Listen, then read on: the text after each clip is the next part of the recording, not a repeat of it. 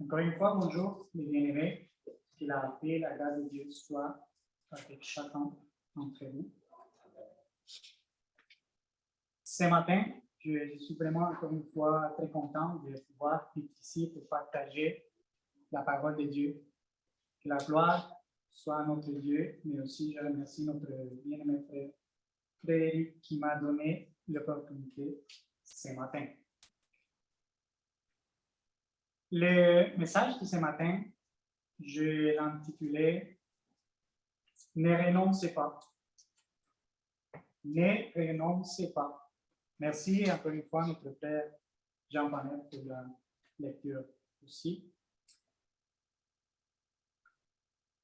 Dans une illustration, quelqu'un a dit, peut-être vous l'avez déjà écouté, mais j'aimerais le partager ce matin. C'est dit comme ça. Le diable a mis en vente certains des outils qu'il possédait pour effectuer son travail, parmi lesquels l'adultère, la jalousie, la cupidité, les mensonges, la haine, la paresse, les nuits, l'indifférence, les doutes, la guerre et le péché en général. Lorsque les intéressés ont visité son atelier, ils ont constaté que parmi les outils, il y en avait une en particulier dont la forme était très étrange. Mais ce qui a attiré leur attention, c'est un panneau accroché à cet outil qui disait « Pas à vendre ». Lorsqu'ils ont demandé au diable pourquoi cet outil n'était pas à vendre, il a répondu « Je peux me permettre de me débarrasser de n'importe quel de mes outils, mais pas de celui-ci. Car cet outil est le plus important que je possède. Cela s'appelle le découragement. Et avec cet outil, je peux faire ce que je veux dans le cœur de n'importe quelle personne. Lorsque j'arrive à faire entrer cet outil dans le cœur de quelqu'un, cela va m'ouvrir la voie pour s'aimer ce que je veux. Cet outil, jusqu'au présent, m'a donné de bons résultats. Cet outil, appelé le découragement, je ne le vendrai jamais. Prions le Seigneur. Seigneur, puissant, encore une fois, nous te remercions pour cette belle opportunité. Accompagne-nous, Père, et en écoutant ta parole, aide-nous à avoir des cœurs humbles et attentifs, Père, pour recevoir ta parole et pour la mettre en pratique. Merci pour cette belle opportunité. Nous t'en prions dans le précieux nom de notre Fils, de notre Seigneur et ton Fils, Jésus-Christ. Amen. Amen. Qu'est-ce que le découragement? Le découragement est un sentiment de malheur. On se sent malheureux. Et c'est un sentiment qui découle d'une perte de confiance, de foi à ses propres capacités. Ou ça peut être une perte de confiance en Dieu et aussi à la puissance de l'Évangile. C'est ainsi que le découragement peut survenir dans la vie de chrétien. Des fois en cas de résistance à l'Évangile, des fois en cas d'échec personnel. Ça veut dire que le découragement peut arriver pour différentes raisons. Nous faisons partie d'un monde où l'être humain peut être découragé facilement. Chaque être humain a un caractère différent et chaque être humain fait face à la vie d'une façon différente. Mais aujourd'hui, nous allons voir dans les Écritures quelques tactiques, quelques manœuvres, quelques stratégies, comme vous voulez, de notre adversaire, le diable, pour décourager les enfants de Dieu. Il a fait, il le fait maintenant et il va continuer à le faire. Et c'est pour cela que nous devons rester vigilants. Le découragement est l'outil le plus efficace du diable. Car avec cet outil, il peut faire en sorte que les serviteurs de Dieu ne se ressentent plus aucun désir de continuer à marcher, à continuer attachés à la main du Seigneur. Un chrétien découragé n'aura plus envie d'étudier les Écritures. Il n'aura plus envie de travailler dans l'œuvre du Seigneur. Il n'aura plus envie de prier. Il n'aura plus envie de chanter. Il n'aura plus envie de se réunir pour l'adorer. Le découragement, mes chers frères, c'est un moyen, je ne dis pas que c'est le seul moyen, mais c'est un moyen d'ouvrir la porte au péché.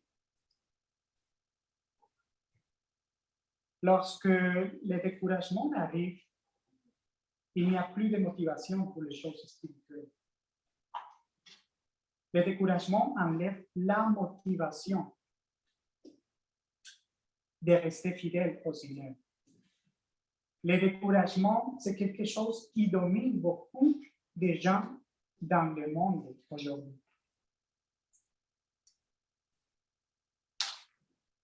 Et ce matin, l'exemple que j'aimerais vous apporter, c'est que c'est face au découragement que Néhémie a montré sa véritable dimension de leader. Nous allons voir ce qui a provoqué le découragement et comment est-ce que Néhémie a réagi. Et c'est la façon aussi que nous devons regarder comment notre bien-aimé Frédéric nous a montré comment est-ce qu'on doit réagir à certaines choses dans le vie. Et aujourd'hui, maintenant, comment est-ce qu'on doit réagir quand quelque chose ou quelqu'un veut nous décourager.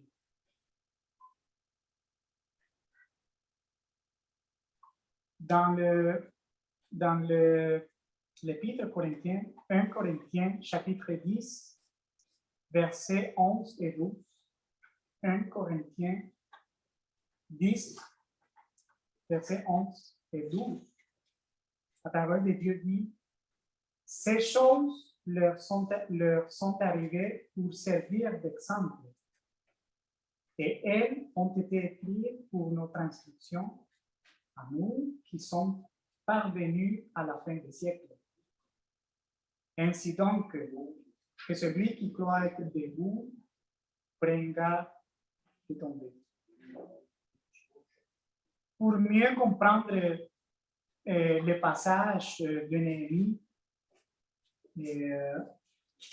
qu'on va se concentrer dans le chapitre 4, nous devons garder à l'esprit le contexte qui précède ces paroles, qui parle du retour des Juifs de leur exil à Babylone, qui est un grand processus relaté dans le livre d'Esdras et Néhémie. Et rappelons qu'en raison de leur désobéissance, ça veut dire la désobéissance du peuple de Dieu, qui était continue, et de toutes les abominations qu'ils commettaient devant le Seigneur, les Juifs avaient été emmenés en captivité à Babylone. Une situation qui a duré environ 70 ans. Et après ces 70 ans, le Seigneur a eu pitié de ce peuple rebelle et a remué le cœur du roi Cyrus de Perse pour lui permettre de revenir de captivité et de reconstruire pas seulement la ville de Jérusalem, mais aussi le temple. Et c'est ce retour des Juifs de la captivité qui est raconté dans le livre d'Esdras. Mais cependant, après un long et pénible voyage, le peuple de Dieu a dû faire face à divers obstacles lors de la reconstruction de la ville, spécialement du mur. Les habitants de la région ne voulaient pas que Jérusalem et son temple soient reconstruits. Ils se sont opposés d'abord par la tromperie et aussi par la violence. Ouvrons s'il vous plaît notre livre au chapitre 2 du livre de Néhémie. Néhémie chapitre 2.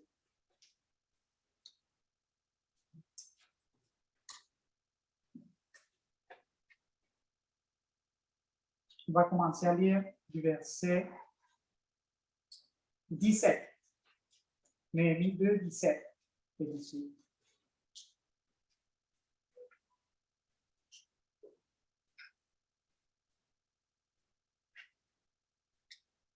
Je leur dis alors, vous voyez le malheureux état où nous sommes. Jérusalem est détruite et ses ports sont consumés par le feu. Venez, rebâtissons la muraille de Jérusalem et nous ne serons plus dans l'opprobre. Et je leur racontais comment la bonne main de Dieu avait été sur moi et quelles paroles le roi m'avait adressées. Ils dirent, lèvons-nous et bâtissons. Et ils se fortifièrent dans cette bonne résolution. Néhémie encourage le peuple et ils ont commencé le travail de reconstruction des murs tombés de Jérusalem. Mais dès le début des travaux, l'opposition n'a pas manqué. Néhémie 2.19, si on continue la lecture en Néhémie 2.19, après que Néhémie a dirigé les paroles de courage au peuple pour commencer la reconstruction du mur, du muraille. Le verset 19 nous dit Sanballat, les Horonites, Tobija, les serviteurs ammonites, et Gesem, l'Arabe, en ayant été informés, se moquèrent de nous et nous méprisèrent. Ils dirent, que faites-vous là? Vous révoltez-vous contre les rois? Au départ, mes bien-aimés, il s'agissait d'un simple désaccord. Puis, cela a tourné à la calomnie. Néhémie a été accusé de mener une rébellion contre les rois. Mais il ne savait pas que les rois, Néhémie avait la permission du roi pour la reconstruction. Lorsque nous, en tant que chrétiens, on accepte et on se soumet à la volonté de Dieu, à partir du moment où vous et moi, nous sommes humiliés aux pieds du Christ, sachez que l'opposition a commencé. D'une manière ou d'une autre, l'ennemi s'opposera à la construction de notre mur spirituel.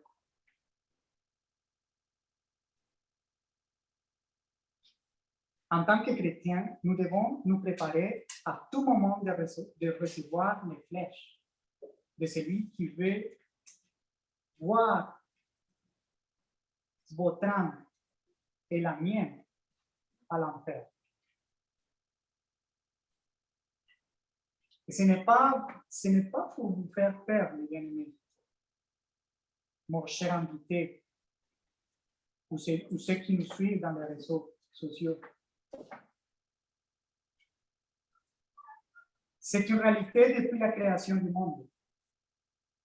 C'est une réalité aujourd'hui et ce sera une réalité jusqu'à ce que notre Seigneur revienne dans sa gloire pour juger les vivants et les morts.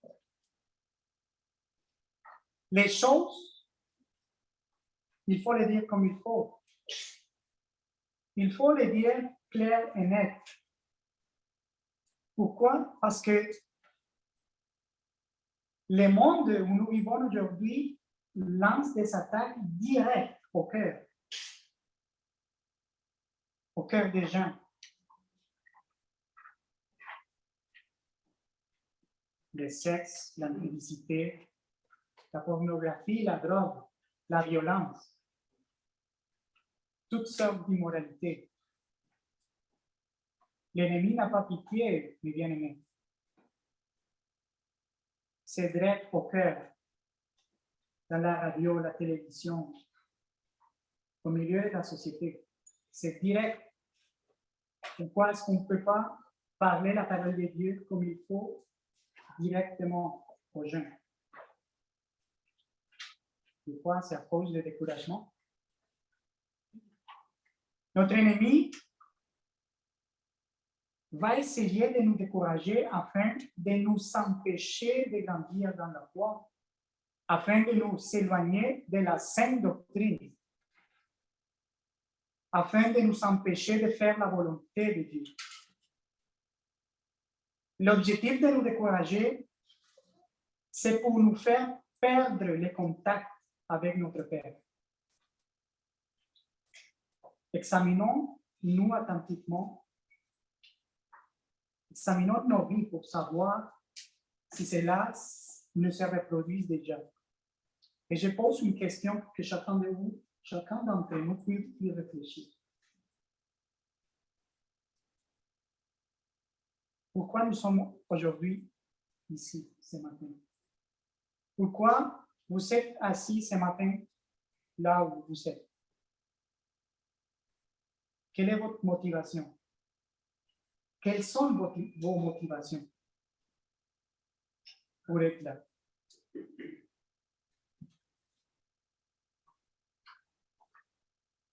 Regardons les mots d'encouragement dit par l'apôtre du Seigneur, l'apôtre Paul, en Éphésiens chapitre 6, versets 11 et 12.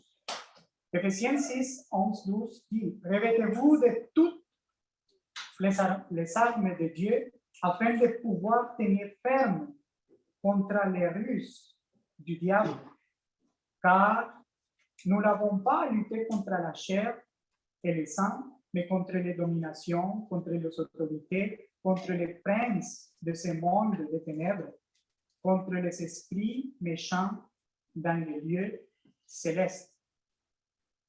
Mais bien aimé, des fois, c'est pas seulement les gens, ça veut dire la chair qui veut nous décourager. La Bible nous enseigne que nous ne luttons pas contre chair et le sang. Retournons au livre de Néhémie et on remarque qu'après de se moquer du peuple de Dieu, de Néhémie, de mépriser et même d'accuser Néhémie de rébellion contre le roi, on va regarder c'était quoi la réponse de Néhémie. Néhémie, chapitre 2, verset 20. Et je leur fis cette réponse. Le Dieu des cieux nous donnera le succès. Nous, ses serviteurs, nous nous lèverons et nous bâtirons, mais vous n'avez ni part, ni droit, ni souvenir dans Jérusalem.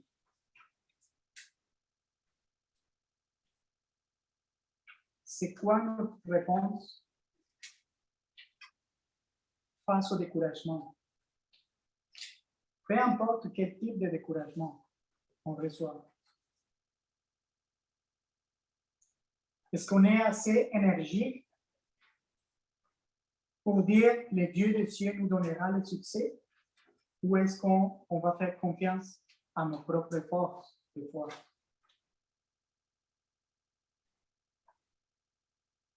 Néhémie ne leur a pas montré les documents attestant du soutien du roi au projet. Peut-être s'il l'avait fait, eux auraient simplement attendu qu'il s'agissait d'un faux. Ou ils auraient trouvé une autre objection. Au lieu de cela, Néhémie a proclamé sa confiance en Dieu. Peu importe si vous êtes contre nous, l'œuvre de Dieu réussira. Et c'est ça le message que je m'aimerais transmettre ce matin. C'est ça le message que la parole de Dieu, à travers de cet exemple, nous parle, nous dit, peu importe si les gens, si le monde, si la société est contre nous, l'œuvre de Dieu doit réussir en nous. Et ça, mes bien-aimés, doit être notre attitude et notre réponse face à tout ce qui s'oppose à nos vies en Christ. Néhémie n'a pas mis le travail en attente. Ça, c'est la première chose que nous devons regarder. À chaque fois qu'on se sent découragé, on ne peut pas mettre le travail en attente. On ne peut pas arrêter de travailler pour notre salut. C'est-à-dire qu'il n'a pas arrêté la construction du mur. Il n'allait pas laisser la situation se dégrader. Il avait un travail à faire et il allait le faire.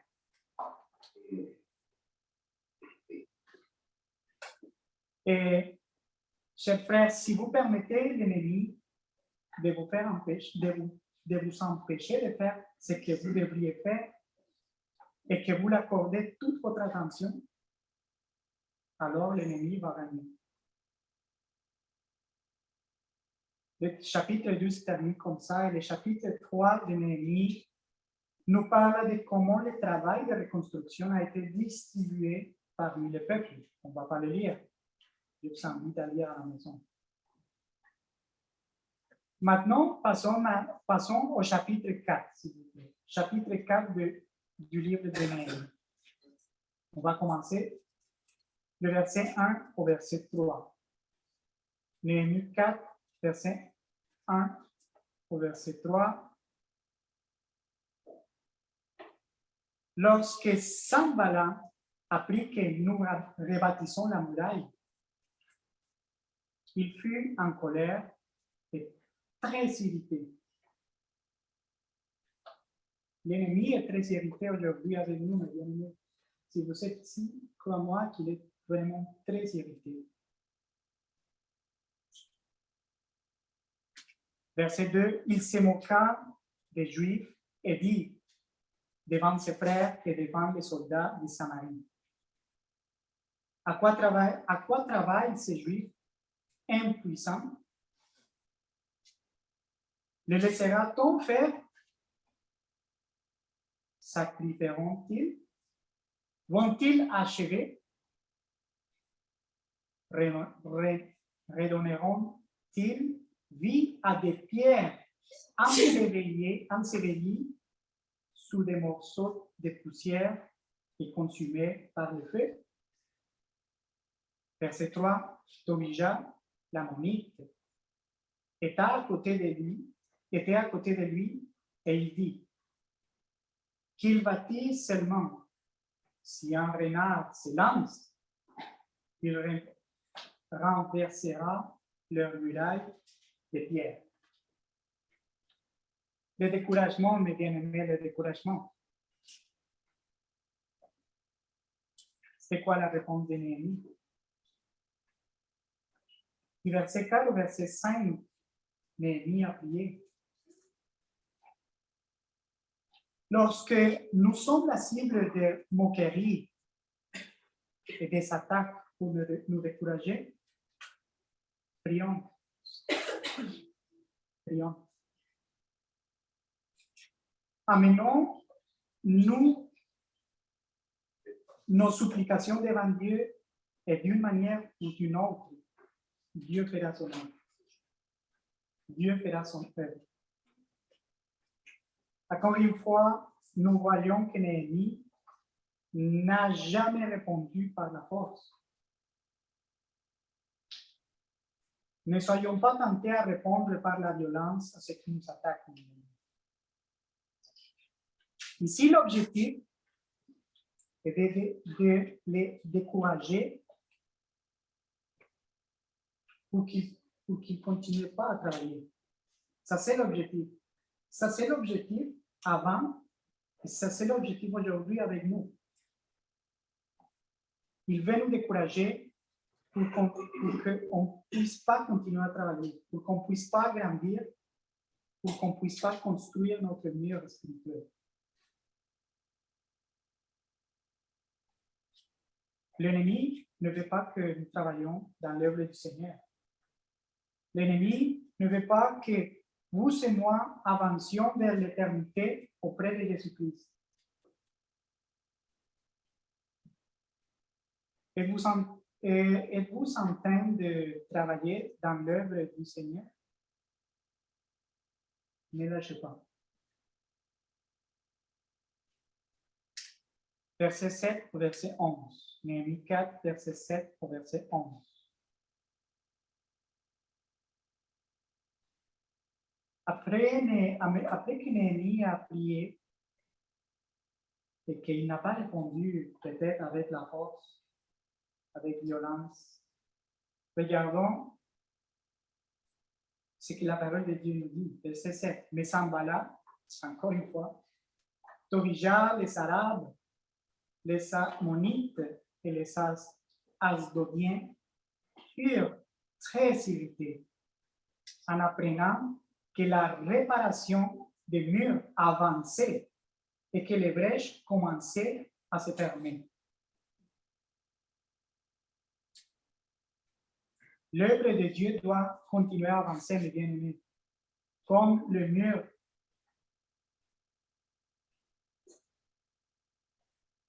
que Néhémie était en train de réparer. Le mur avançait et leurs ennemis étaient vraiment très fâchés, très irrités. Verset 8.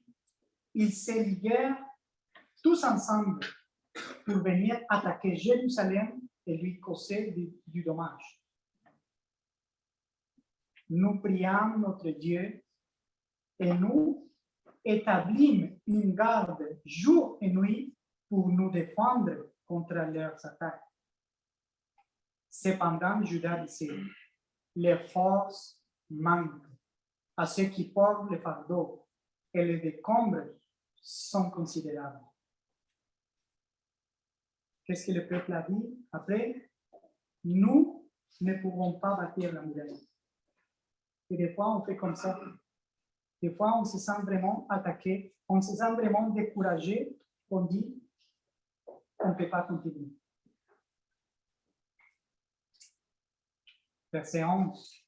Et nos ennemis disaient, ils ne sauront et ne verront rien jusqu'à ce que nous arrivions au milieu d'eux. Nous les tuerons et nous ferons ainsi cesser l'ouvrage. Dieu a répondu à la prière de Néhémie, mais de quelle façon? Il a répondu en donnant à chacun l'encouragement à travailler. Et c'est ça ce que la parole de Dieu nous enseigne. La parole de Dieu nous encourage à continuer à marcher selon la volonté de Dieu. L'encouragement à travailler est un cadeau de Dieu. Et aucun travail important ne sera accompli sans motivation. C'est pour cela que je lui ai posé la question ce matin. Et je me la pose moi-même. C'est quoi notre motivation d'être ici? C'est quoi notre motivation de servir notre Seigneur? Mais encore une fois, on voit les ennemis qui essayent de décourager le peuple à travers la peur maintenant. Au début, ils sont en train d'intimider Néhémie et le peuple. Mais maintenant, comme on vient de lire, il essaie à travers la peur. Parce que la peur amène le découragement.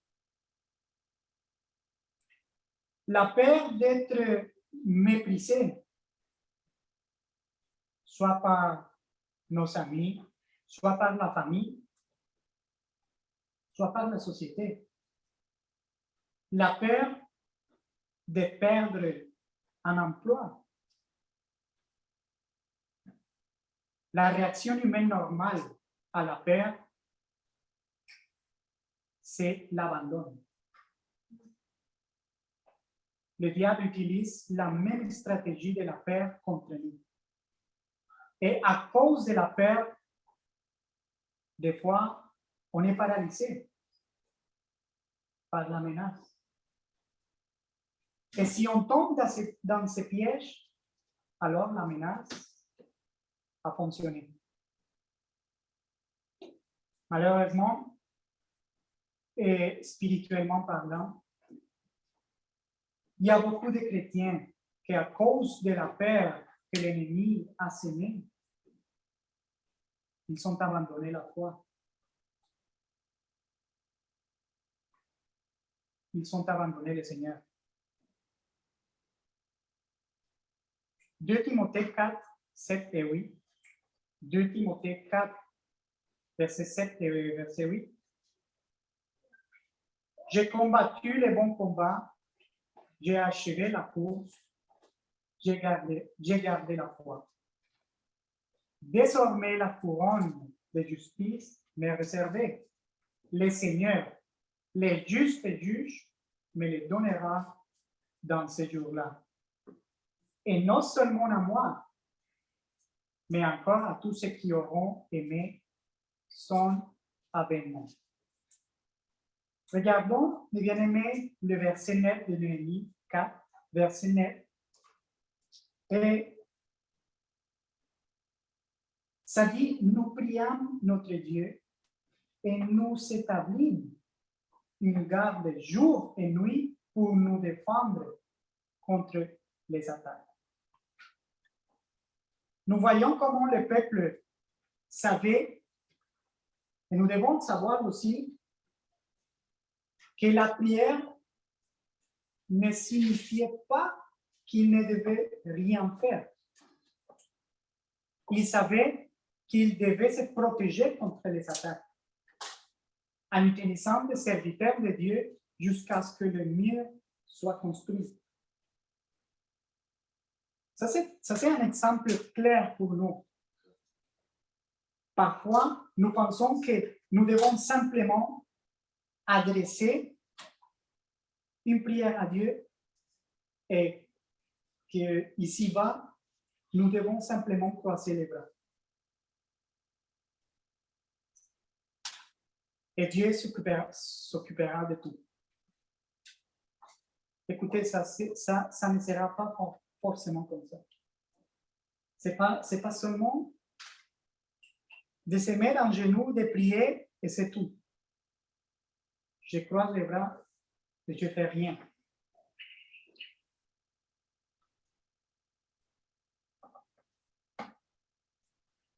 Seigneur, je n'ai pas de travail, aide-moi. Je suis un bon chrétien, aide-moi. Mais nous savons que peut-être de lundi à vendredi, cette personne est devant la télévision avec la PlayStation. Il sera vraiment très difficile de trouver un emploi comme ça.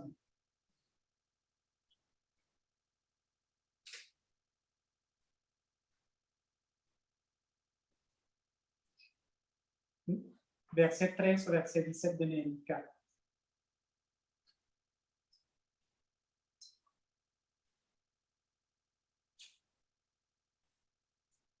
C'est pourquoi j'ai placé dans les enfoncements derrière la muraille et sur des terrains secs les peuples par famille, tous avec leurs épées, leurs lances et leurs sacs. J'ai regardé et m'étant levé, j'ai dit aux grands, aux magistrats et au reste du peuple, ne les craignez pas, souvenez-vous du Seigneur, grand et redoutable, et combattez pour vos frères, pour vos fils et vos filles, pour vos femmes et pour vos maisons. J'aimerais faire juste un commentaire ici, parce que nous savons que derrière nous, il y a quelqu'un qui nous suit, nos enfants, nos jeunes, même les gens qui nous entourent. Ils voient comment est-ce qu'on réagit, ils voient nos réponses, ils voient notre attitude quand on dit qu'on est chrétien.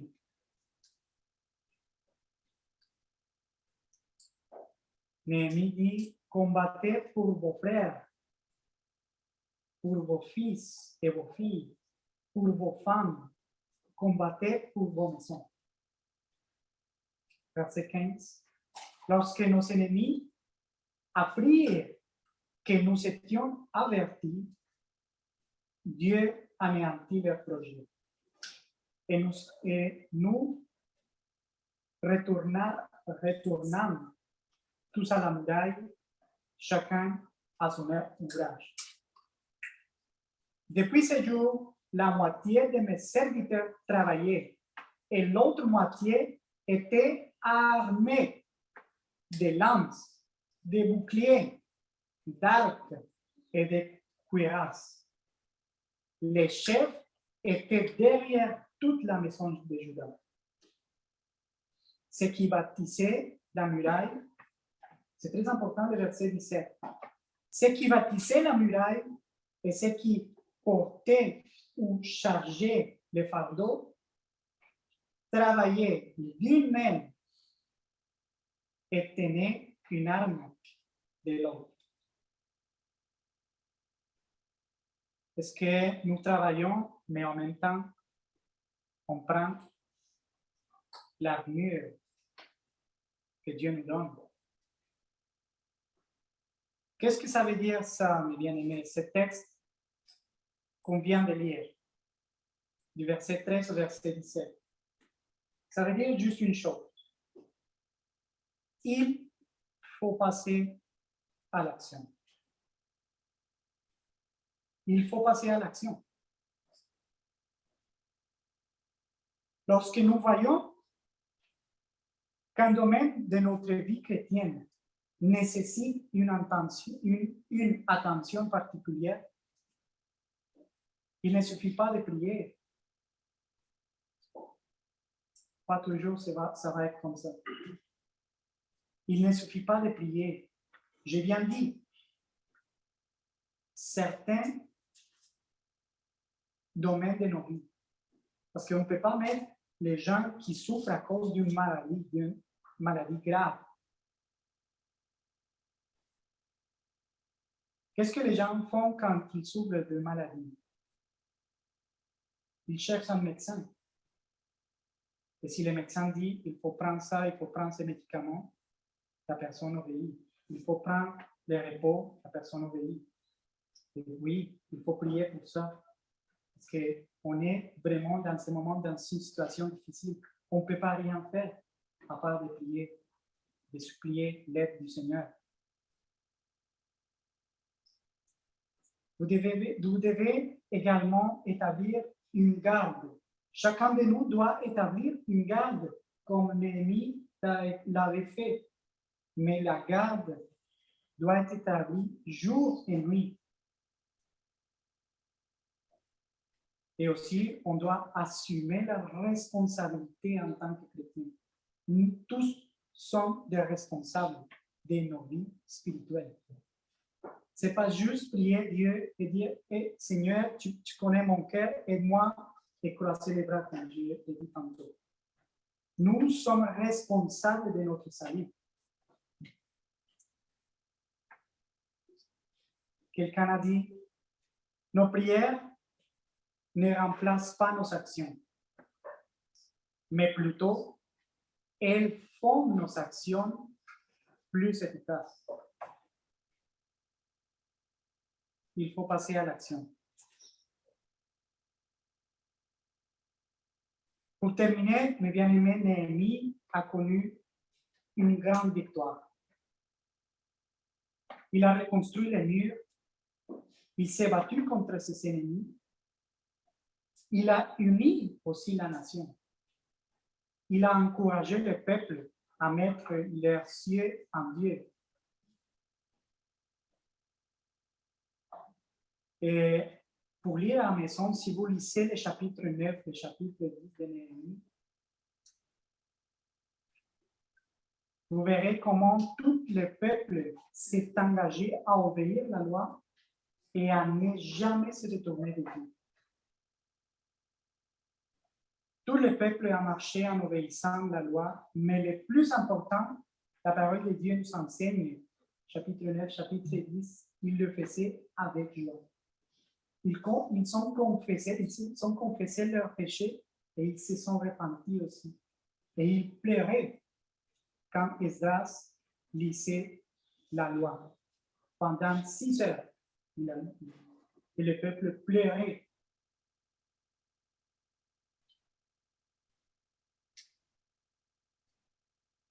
Le message de ce matin, c'est de ne pas douter de la miséricorde de Dieu. Parce que le doute, c'est aussi un des outils que notre adversaire utilise pour nous faire tomber de la grâce. L'histoire de ce prophète devrait nous servir comme exemple.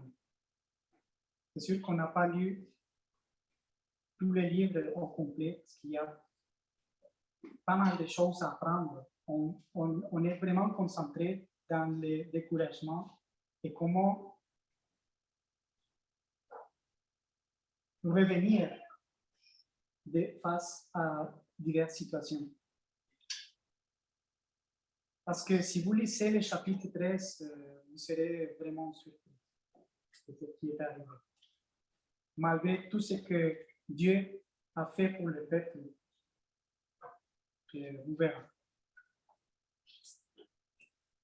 Et l'histoire de ce prophète devrait nous servir comme exemple sur la manière d'agir face aux adversités, mais notamment le découragement. Il n'est pas facile de vivre sur cette terre, mais nous avons nos vies entre les mains de Dieu. Et nous avons aussi les manuels, les Écritures, la parole, qui sûrement va nous aider à surmonter toutes les adversités.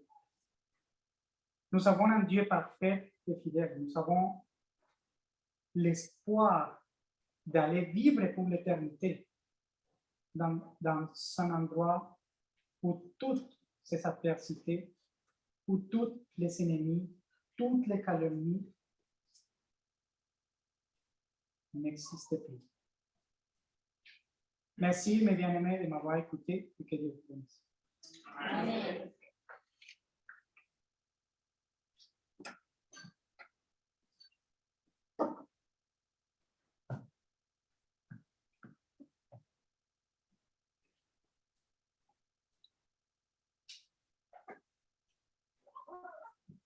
Je vous invite à vous lever. On va chanter le numéro 198.